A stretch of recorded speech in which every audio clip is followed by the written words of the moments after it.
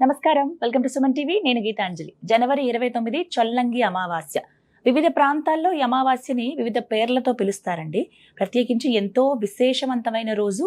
ఎన్నో పరిహారాలు కూడా ఈ రోజున చేసుకోవచ్చు. ఎన్నో సమస్యలకి ఒక పరిష్కారం కూడా దొరుకుతుంది అని అంటారు.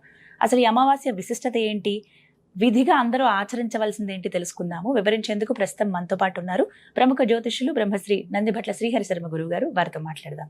గురుగారు నమస్కారం అండి. వాగర్థావివ సంపృక్తౌ వాగర్థ ప్రతిపత్తయే జగతః పితరౌ వందే పార్వతీ పరమేశ్వరౌ. సదాశివ సమారంభాం శంకరాచార్య మధ్యమాం అస్మదాచార్య పర్యంతం వందే గురు పరంపరాం. ఆదిత్యాయ చ సోమాయ మంగళాయ బుధాయ చ గురు శుక్ర శనిభ్యశ్చ రాహవే కేతవే నమః. శృంగేరి జగద్గురు పీఠాధిపతులకి, కంచి పీఠాధిపతులకి నమస్కారములు తెలియజేసుకుంటూ కార్యక్రమాన్ని ప్రారంభిద్దాం. గురుగారు, ఎంతో విశేషవంతమైన రోజు అని అన్నారు, చొల్లంగి అమావాస్య. అసలు ఏంటండి ప్రత్యేకత, వివరించండి.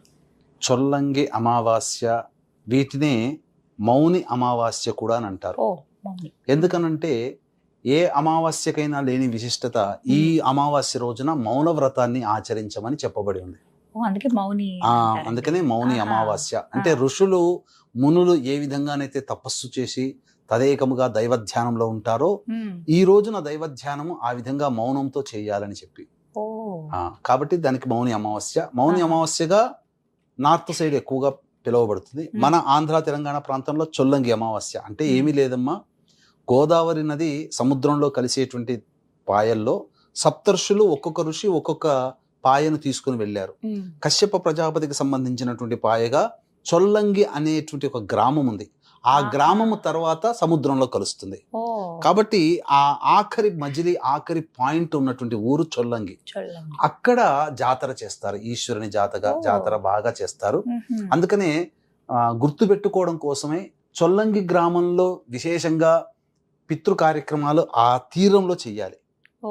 అందుకని చొల్లంగి అనే పేరును పెట్టేసి చొల్లంగి అమావాస్య అంటే గుర్తుంటది కాబట్టి చొల్లంగి అనే అమావాస్య అనగానే చొల్లంగి గ్రామానికి చేరుకోవాలనేటువంటి తలంపు రావాలని ఆ విధంగా ప్రసిద్ధికి ఎక్కింది.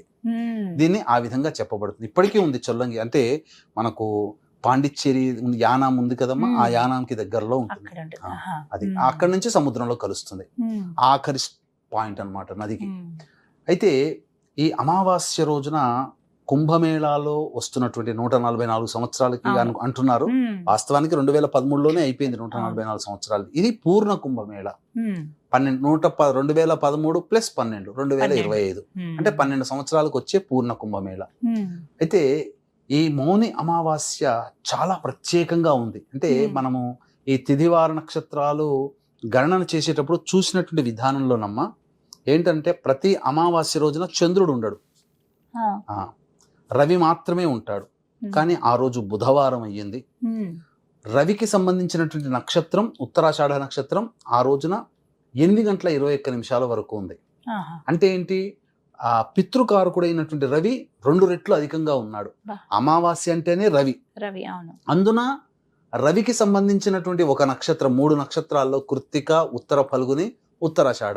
ఆ ఉత్తరాషాఢ నక్షత్రం ఉదయం సూర్యోదయం దారభ్యత 8:21 వరకు ఉంది. తదనంతరం శ్రవణ నక్షత్రం వస్తుంది.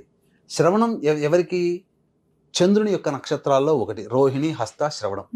కాబట్టి అమావాస్య శ్రవణం రెండు కలిసినప్పుడు ఏంటంటే సహజంగా అమావాస్యలో చంద్రస్పర్శ ఉండదు, కానీ చంద్ర నక్షత్రం అయినటువంటి శ్రవణ నక్షత్రం కూడా ఆ రోజున కలిసి వచ్చింది.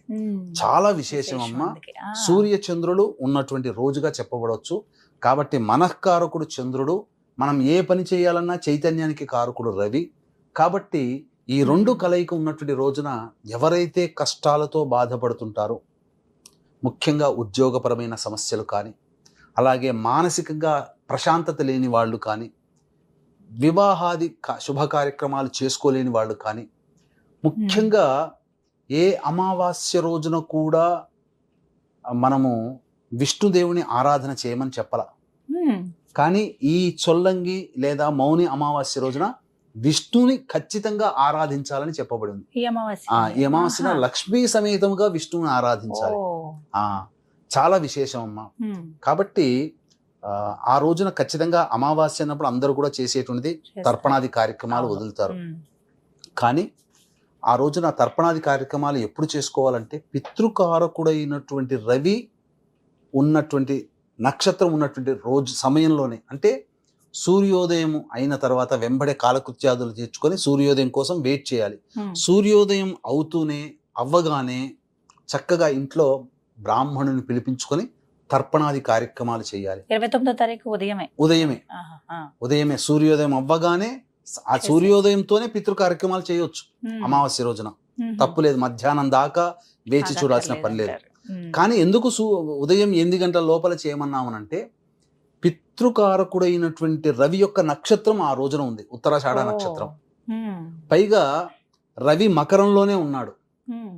మకరంలో రవి ఉండగా మకర సంక్రాంతికి మనం ఒక సమయం చెప్పాం తర్పణాది కార్యక్రమాలు చేసుకోమని. కానీ రవి మకరంలో ఉండి ఆ రవి నక్షత్రమైనటువంటి ఉత్తరాషాఢ నక్షత్రం కూడా ఉండడం ఆ సమయం చాలా విశేషం. కాబట్టి ఆ సందర్భంగా చేసుకుంటే చాలా మంచిది. రవి కూడా చంద్రుడి నక్షత్రంలో ఉంటాడు ఆ రోజున. రవి 29వ తారీఖు కదా, చంద్రుడి నక్షత్రం మన ధనిష్ట నక్షత్రం కుజ నక్షత్రంలో ఉంటాడు. ఆ సంక్రాంతి అదే 15వ తారీఖు తర్వాత ఫిబ్రవరి 14-15లో మళ్ళీ కుంభ సంక్రమణకు వస్తుంది. కాబట్టి ఖచ్చితంగా రవి శ్రవణ నక్షత్రంలోనే ఉంటాడు, చంద్రుడు శ్రవణ నక్షత్రంలోనే ఉంటాడు. కాబట్టి చాలా విశేషమైనటువంటి సమయం. సూర్యోదయం అవ్వడంతోనే పితృ కార్యక్రమాలు చేయాలి. తదనంతరం విష్ణుని ఆరాధన చేయమన్నది ఈ అమావాస్య రోజున. కాబట్టి తులసి చెట్టు దగ్గర ఆవు నేతితో దీపారాధన చేసి షట్కోణం వేసి చక్కగా ముగ్గుతో షట్కోణం వేసిన తర్వాత అప్పుడు లక్ష్మీ సమేతుడైనటువంటి విష్ణువుని చిత్రపటాన్ని పెట్టి ఎర్రటి పూలమాల వేసి లక్ష్మీ సహస్రనామము మరియు విష్ణు సహస్రనామము పారాయణం చేసి ఏదైనా దానిమ్మ పండు, ఆవు పాలు లేదా అరటి పండ్లు నైవేద్యంగా పెట్టాలి. ఏ సమయం గురుగారు? అది ఉదయం 8:30 లోపల ఈ తతంగం అంతా కంప్లీట్ చేసుకోవాలి. తర్పణాలు కంప్లీట్ చేసుకోవాలి, వెంబడే ఈ పారాయణం కూడా చేసుకోవాలి. చేసుకుంటే విష్ణు సంబంధమైనటువంటి అనుగ్రహాన్ని అమితంగా పొందగలుగుతాం. అది తరువాత రావి చెట్టు దగ్గరికి వెళ్ళాలి. ఆ రోజు ఖచ్చితంగా చేయాలి. ఆ రోజున బ్రాహ్మణుడికి దానం చేయాల్సినవి కూడా చెప్పబడి ఉన్నాయమ్మా. ఏమేం చేయాలని చెప్పబడి ఉన్నాయి. ఆ రోజున రావి చెట్టు దగ్గర ఎటువంటి నియమాలు పాటించాలని కూడా చేయమని ఖచ్చితంగా చేయాల్సినవి చెప్పబడి ఉన్నాయి. ఆ రోజున చెయ్యకూడని పనులు కూడా చెప్పబడి ఉన్నాయి. కాబట్టి ఇక వీక్షించేటువంటి ప్రేక్షకులు ఇంతటి మహాద్భుతమైనటువంటి 29వ తారీఖు రోజున మౌని అమావాస్య లేదా చొల్లంగి అమావాస్య రోజున మధ్యాహ్నం 3 గంటలకి మీ జాతకరీత్యా కలుగు శత్రు సమస్యలు, ఉద్యోగ సమస్యలు, ఆర్థికపరమైన సమస్యలు, వివాహ సమస్యలు, దాంపత్య సమస్యలు, విద్యా సమస్యలు, ఆరోగ్య సమస్యల నివారణార్థమై, కోర్టు సమస్యల నివారణార్థమై ప్రత్యంగిర హోమం, బగళాముఖి హోమం, రాజశ్యామల హోమం, వారాహి హోమం, ధూమవతి హోమాలు 17,2100కి చేయించడం జరుగుతుంది. 12 గంటల లోపల మీ గోతనామాలు నమోదు చేసుకోవచ్చు. అవకాశం ఉన్న వాళ్ళు కార్యక్రమ తదనంతరం కాంటాక్ట్ చేసి పూర్తి వివరాలు తెలుసుకోండి. ఇంకా ఆ రోజున చేయకూడనటువంటి పనులు ఏంటంటే, అమావాస్య కాబట్టి మద్యపానము, మాంసాహారము తీసుకోకూడదు. వీలైనంత వరకు మౌనాన్ని పాటించాలి. ఆ రోజున అసత్యం ఆడకూడదు. ముఖ్యంగా పెద్దలని, కుటుంబ పెద్దలని, అలాగే స్త్రీలని, పిల్లలని బాధించకూడదు. ఆ రోజున చేయాల్సినటువంటి పనులు. పగలు నిద్రించకూడదు. ఇక ఆ రోజున రావి చెట్టు దగ్గరికి వెళ్ళి రావి చెట్టు చుట్టూ నారాయణాయ నమః అంటూ 27 ప్రదక్షిణలు చేసి తూర్పు వైపున కూర్చొని విష్ణు అష్టోత్తరం 3 సార్లు పఠించి నల్ల నువ్వులని ఒక రాశిగా పోసి ఆ నల్ల నువ్వుల మీద ఆవు నేతితో చేసినటువంటి కానీ లేదా నువ్వుల నూనెతో ఉన్నటువంటి దీపారాధన వెలిగించి వెనక్కి తిరిగి చూడకుండా ఇంటికి రావాలమ్మా. ఆ రోజున చేయాల్సినటువంటి పని విధానం. వెళ్ళాలండి గుడికి. సాయంత్రం 6:07 కల్లా అమావాస్య వెళ్ళిపోతుంది.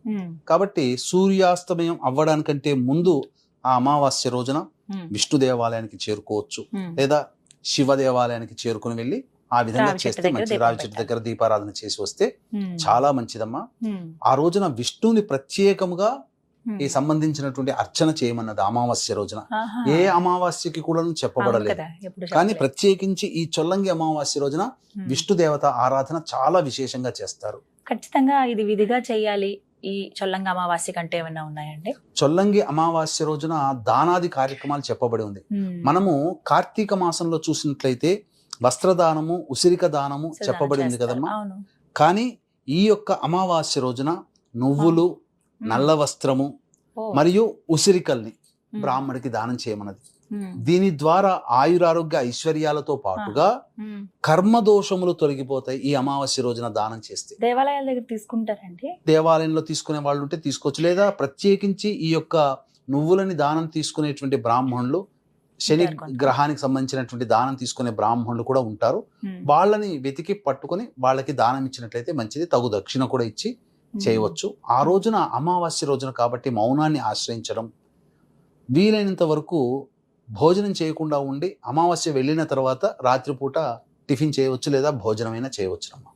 ఈ విధంగా ఉదయం నుంచి రాత్రి వరకు సాధ్యమైనంత వరకు తెల్లవారుజామునే అన్ని ముగించుకుంటే అన్ని 8:21 లోపల ముగించుకుంటే విష్ణు సహస్రనామం, లక్ష్మీ సహస్రనామం, తర్పణాది కార్యక్రమాలు కూడా 8:21 ప్లాన్ గా వెళ్తే చేసుకుంటే అవన్నీ కంప్లీట్ అయిపోతాయి, ఈజీగా కంప్లీట్ అయిపోతాయి. సాధారణంగా అమావాస్య అంటే రాత్రిలో చూస్తాం కదా మనం, మరి పౌర్ణమి అంటే రాత్రిలో చూస్తారు, అమావాస్య అంటే పగలేనండి. అందుకనే ఉదయం నుంచి సూర్యాస్తమయం అయ్యే లోపు అన్ని ముగించుకోవచ్చు. చాలా సంతోషం గురుగారు, చక్కగా వివరించారండి. నమస్కారం. సర్వం శ్రీ ఉమామహేశ్వర పరబ్రహ్మార్పణమస్తు.